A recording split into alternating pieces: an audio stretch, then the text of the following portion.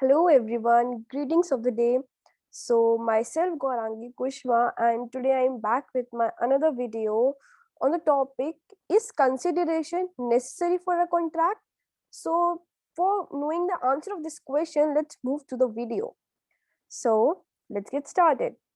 Section 2D of the Indian Contract Act defines the term consideration as when, at the desire of the promiser, the promisee or any other person has done or abstained from doing something, or does or abstain from doing something, or promises to do or to abstain from doing something. This such act, abstinence, or promise is called a consideration for the promise.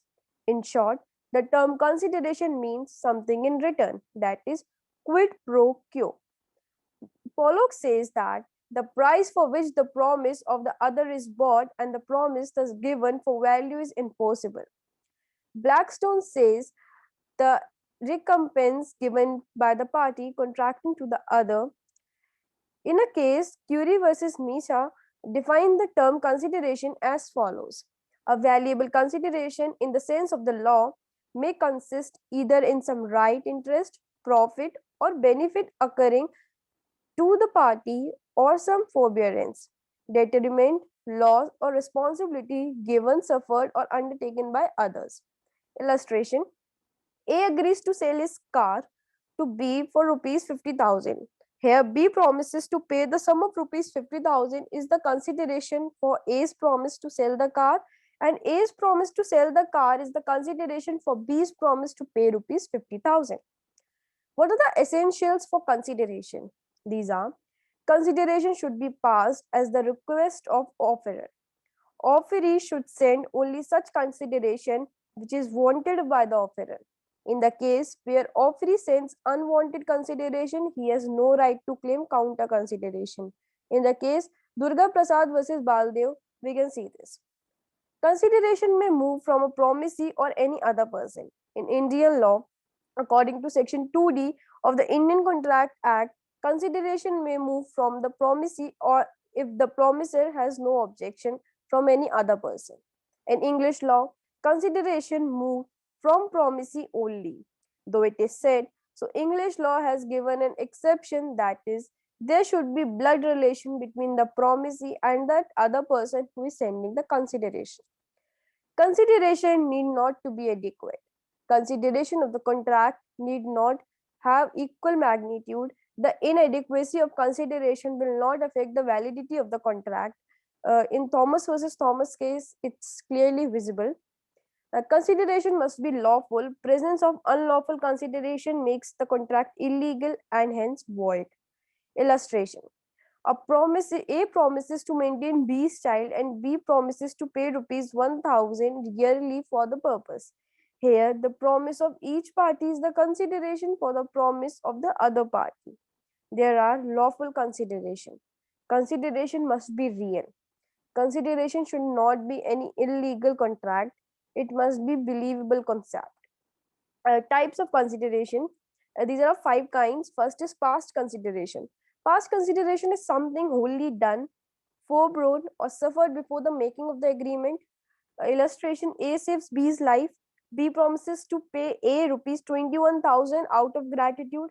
Here the consideration is past because A did nothing or refrained doing anything on account of B's promise. Whatever he did before B promise was made. Present consideration. The consideration which moves simultaneously with the promise is called present consideration or executed consideration. Illustration: X buys an article from the shop and pays the price money immediately. The consideration moving from X is present and or executed consideration.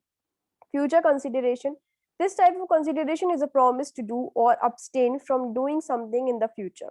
Sometimes executory consideration is also known as future consideration. Illustration: A promises to pay a sum of money to B in consideration of B's promise to deliver a book for A. As B's promise has not yet been performed, it's executory. Unreal consideration. When a consideration exists only in words and not in fact, then such consideration is known as unreal consideration for a promise. Illustration: A promised to B rupees 2000 on a particular day in consideration of a promise by B uh, to pay rupees 500 at the same time. The consideration is unreal and illusory, and the promise will be regarded as merely gratuitous promise by A to pay B rupees 1500. Unlawful consideration. Section 23 of the Act describes the term unlawful consideration. A consideration is said to be unlawful if it's forbidden by law, it would defeat the provision of any law, it is fraudulent, involves or implies injury to a person or property of another, it's regarded as immoral or opposed to public policy by the court. Exceptions to consideration. Section 25 of the Contract Act lays down some few exceptions which an agreement made without consideration is not void. Exception number 1, natural love and affection. A written and registered agreement based on natural love and affection between near relatives is enforceable without consideration. The expression near relative will include parties related by blood or marriage. Exception number 2, past voluntary service. A promise to compensate a person who has already voluntarily done something for the promiser and something which his promiser was legally compellable to do is enforceable. However, such service should have been rendered voluntarily and without promiser's knowledge and for the promiser only. For example, a promiser made after attaining the age of a majority to pay for goods supplied to the promiser during minority was held to be within the exception. Exception number 3, time barred debt. A promise to pay a time barred debt is enforceable. Illustration: X owes Y rupees 1000, but the debt is barred by the Limitation Act. X signs a written promise to pay Y rupees 500 on account of debt. This is a contract. So by was the end of this video, and thank you so much. I hope you all have got it well, and let's meet in another video. Thank you so much.